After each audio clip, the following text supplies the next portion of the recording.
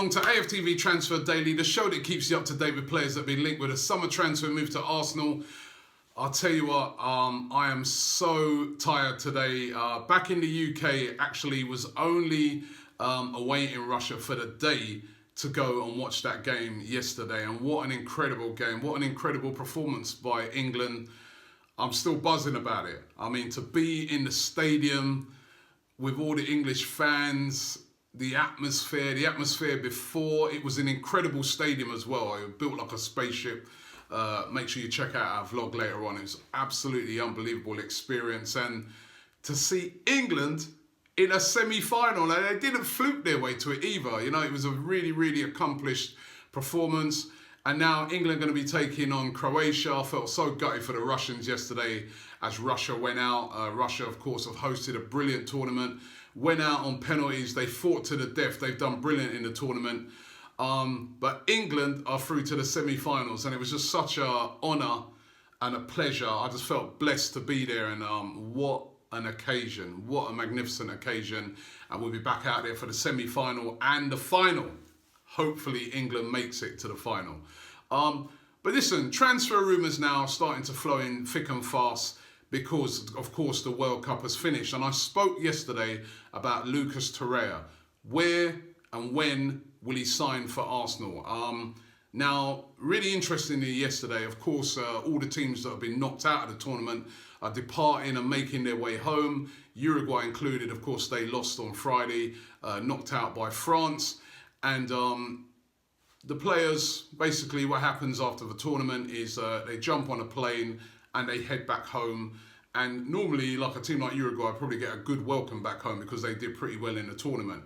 However, the Uruguay FA announcing yesterday that Lucas Torreira did not join that plane to go back to Uruguay.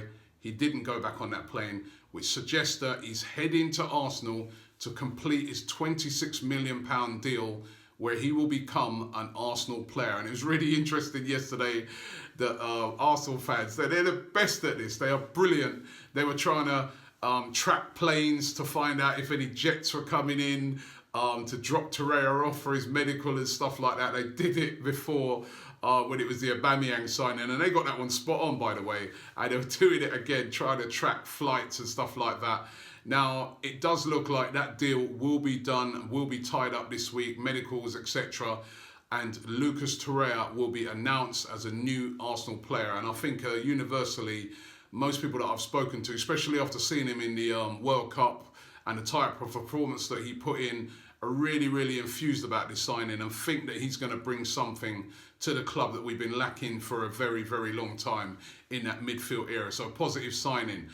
Steven Nzonzi, now, again, I spoke about this one yesterday. Sky Sports were reporting heavily that Arsenal were in talks with Steven Nzonzi's representatives about a move to Arsenal. And I do think there is some truth in this one. From what I've been hearing, there is some truth in this one. However, they have had talks with his representatives. It's whether those talks were before the Torreira thing was sort of nailed down and definitely done, or has those talks taken place since, you know, Arsenal knew that they were definitely going to get Lucas Torreira? That is the thing that hasn't been made clear. There have definitely been talks. Would Arsenal go and buy Nzonzi and have Nzonzi and Torreira? Two, as I said yesterday, very similar players playing a very similar role. Would Arsenal buy both of those players? I just seem to die. And then again today we're being told that Tottenham Hotspur are also now in the hunt for Nzonzi. Of course, it looks like they're going to lose Moussa Dembele, who's been brilliant in their midfield for the past couple of years, but he's having a lot of contract negotiations with them, and it looks very likely that he's going to move on, and they've identified Nzonzi as his replacement. I personally can't see this happening. If Nzonzi did sign, what would happen to Granit Xhaka? Surely he'd have to be on the way out, surely. And he's only just signed a new deal. We know sometimes a player can sign a new deal and it doesn't always mean that much. You know what I mean? A new deal can be signed basically to up the value of a player, so that when, you know, the selling club is selling him, you can say, listen, well, you know, we've got him tied down to a long contract, so if you want this guy, you've got to come in with proper money.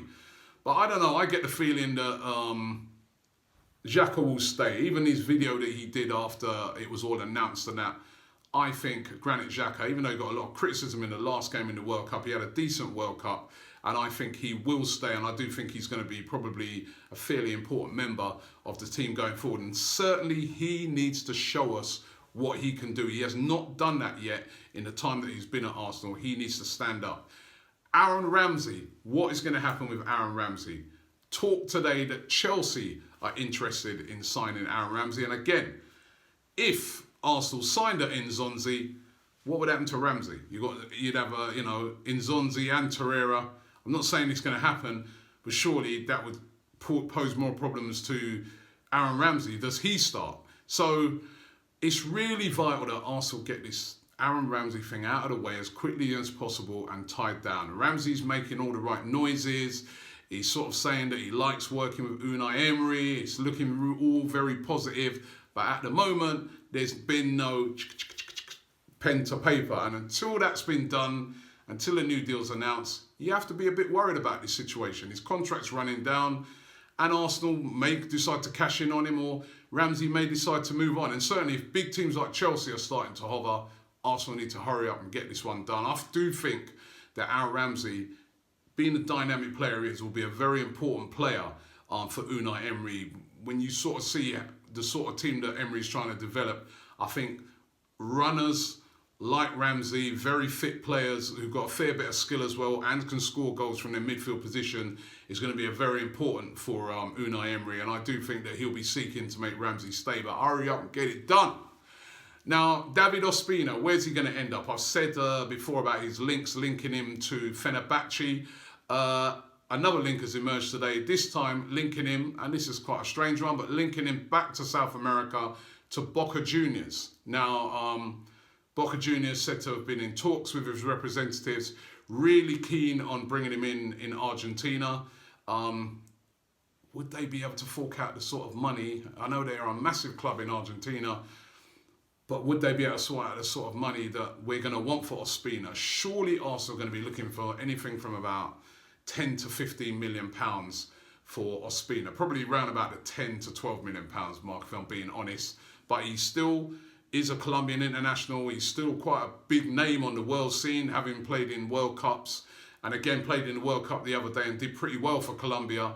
So where will David Ospina end up? I still think the favourites are Fenerbahce in this one. Fenerbahce will probably be willing to fork out more money, but Boca Juniors have also entered the fold. Jack Wilshere looks like he'll be unveiled tomorrow. If you listen to a lot of the reports, he'll be unveiled as a West Ham United player. All very sad for me. You know my feelings on it. Although when I read through a lot of the comments, it's always very mixed. There's always a lot of people that say, well, listen, hey, it's time for him to move on. I understand it on both counts. He wants to play football. Arsenal, of course, can't guarantee him. But it does look like he's already had his medical, excuse me, and that he should be unveiled as a West Ham United player. Jack Wilshere, wow, that's going to be something when he comes back to the Emirates. I'm sure if he comes back under West Ham, he'll get a decent reception from the Arsenal fans, certainly from me anyway. And my player that I pick out from yesterday's games, and I say, this guy would be perfect for Arsenal. Arsenal, go and try and sign him. It's possible. And this one could be possible. It'd be a lot of money, but it could be possible. And also, it's tempered by the fact that I read that Arsenal actually scouted this player. And that's Harry Maguire of England and Leicester City, who I thought was brilliant yesterday. Scored a great goal, has been brilliant throughout the tournament. Arsenal scouted him. They asked Martin Keown, former Invincible and defender, top defender, to go and scout him. The reports that came back is that he's a big guy, but not the most mobile of defenders. And Arsenal didn't decide to make a move on him. And now look how this guy's playing. He's a big guy, as they said, but he is mobile, very skillful, brilliant at bringing the ball out from the back, very composed. In yesterday's game, he won practically every header. Surely a big offer to Leicester, they wouldn't be able to refuse that. Listen, it'll be a lot of money because they paid a decent amount of money for him from Hull City. But, he'd be perfect for Arsenal. England international as well. Harry Maguire is my pick for today that Arsenal should try and sign in that defensive area. Listen, thanks for watching the show today. I hope you've enjoyed it. We're going to be back tomorrow. We will be going out to Russia for the semi-finals and finals of the FA Cup, of the World Cup. Really, really looking forward to it. Thanks for everybody who's been enjoying all of our content over there. Listen, lots of Arsenal stuff's coming back soon. The pre-season in Singapore, we'll be there for that. They're going to also be playing a pre-season in Ireland, in Dublin, also in Sweden, and we'll be there for every one of those. Looking forward to this new season under this new manager. It's looking really, really exciting.